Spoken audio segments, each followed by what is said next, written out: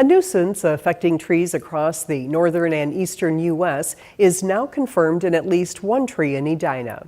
As Rusty Ray tells us, city leaders want to make sure it's handled with care and that homeowners know what to look for. Luther Overholt said a couple of generations ago, these ash trees were likely part of a replanting effort after Dutch elm wiped out countless elm trees across Edina. Now, emerald ash borer could do the same to ash trees citywide. Since its arrival here in Minnesota in 2009, I have been looking for it. This spring, emerald ash borer is in Edina on a handful of trees on private property.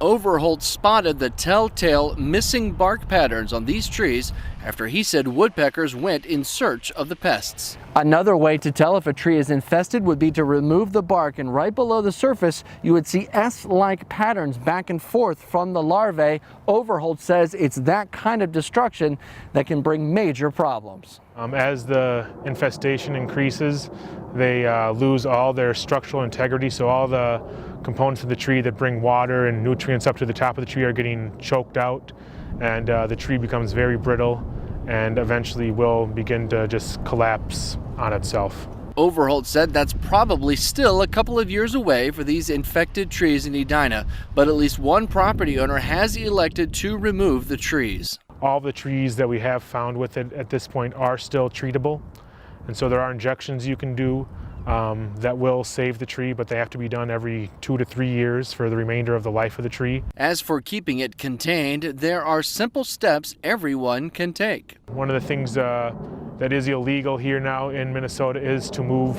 firewood, and so just trying to prevent the spread of emerald ash borer up north to all the cabins that we have and all the millions of ash trees that we have up in the northern part of the state. As he works with city staff in Edina to keep it contained here. Reporting for Edina TV, I'm Rusty Ray.